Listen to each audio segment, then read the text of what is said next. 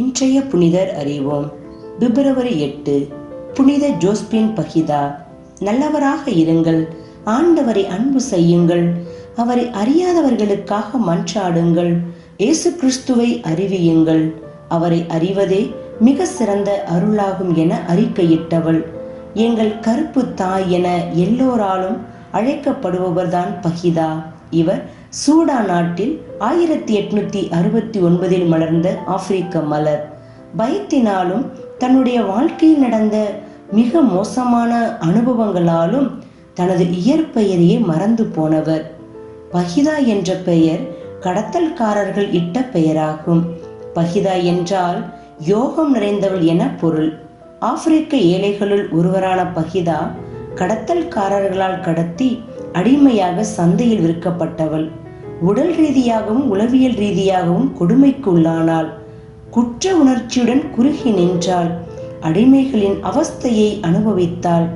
Sudan தலைநகரில் இருந்த இத்தாலியை சேர்ந்த கலிஸ்டோ லெக்கானி என்பவர் பகிதாவை நல்ல விலை கொடுத்து வாங்கினார். அவளை தமது வீட்டிற்கு அழைத்துச் சென்றார். அந்த நாள் பகிதாவின் வாழ்வில் மறக்க முடியாத நாள். ஏனென்றால் முதல் முறையாக அவள் அன்பை அங்கு அனுபவித்தாள். இங்கே யாரும் யாரையும் சாட்டையால் அடித்து வேலை வாங்கவில்லை, மிரட்டி பணிய வைக்கவில்லை. தனது வாழ்நாளில் தான் தொலைத்துவிட்ட அமைதியை இங்கு கண்டு உணர்ந்தாள். இந்த மகிழ்ச்சியான சூழலில் கலிஸ்தோ தன்னுடைய பணியின் காரணமாக இத்தாலிக்கு திரும்ப வேண்டியிருந்தது. பகிதா மீண்டும் தனிமையில் தவிக்க கூடாது என்று உணர்ந்து பகிதாவின் அனுமதியுடன் அவரின் நண்பர் அகஸ்டஸ் மிகியலி வீட்டில் விட்டு செல்ல விரும்பினார். மிகியலின் மனைவி மகிழ்வுடன் இவர்களை வரவேற்றார். இப்போது புதிய குடும்பம், புதிய பெற்றோர் என்று தமது அன்பை இடமாற்றம் செய்ய வேண்டிய கட்டாயம் பகிதாவிற்கு வந்தது. அகஸ்டஸ் தனது தொழில் காரணமாக ஸ்வாகின் என்னும் இடத்தில் தங்கினார். அவருடைய மனைவி மிகியலி தனது குழந்தை மிம்மினா மற்றும் பகிதாவுடன் சியானிகோ என்னும் இடத்தில் வாழ்ந்து வந்தார். மிம்மினாவிற்கு வளர்ப்பு சகோதரியாகவும் நல்ல தோழியாகவும் பகிதா மாறினார்.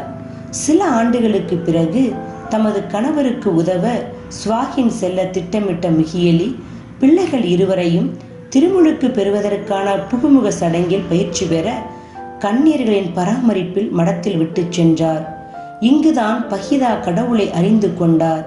சூரியன், நிலா, நட்சத்திரங்களை பார்த்து இந்த அழகான உலகத்தை படைத்தது யார்? நான் அவரை பார்க்க வேண்டும் என்று எண்ணிய பகிதா இப்போது அந்த நபர் யார் என்பதை கண்டுகொண்டார். பல மாத பயிற்சிகளுக்கு பின் 1890 ஜனவரி 9 திருமுழுக்கு பெற்று தனது பெயரை ஜோஸ்பின் பகிதா என்று மாற்றிக்கொண்டார். எவ்வளவு மகிழ்ச்சியோடு நான் திருமுழுக்கு அருட்சாதனத்தை பெற்றுக்கொண்டேன் என்பதை வானதூதர்கள் மட்டுமே விளக்க முடியும் என்றார். இறைப்பணிக்காக தன்னையே கையளிக்க ஜோஸ்பின் பகிதா முடிவு செய்தார்.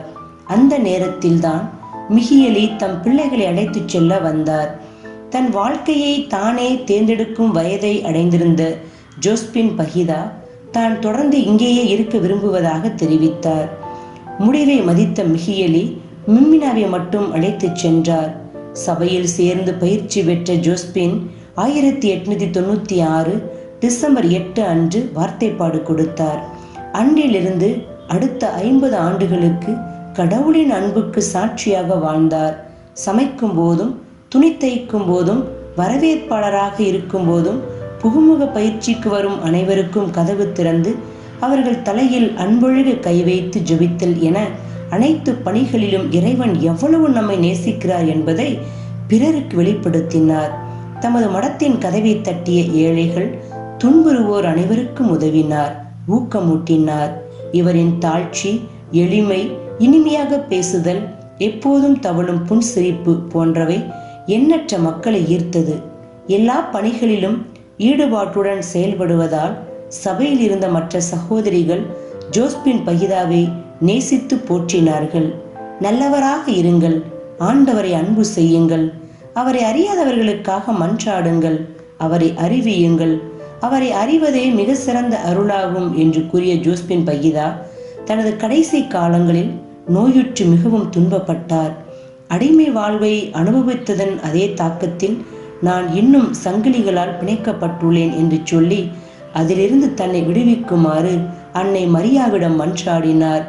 கனவில் தோன்றிய அன்னை மரியா ஜோஸ்பின் பஹிதாவை பிணைத்திருந்த சங்கிலியை அறுத்தறிந்து விடுதலை கொடுத்தார்.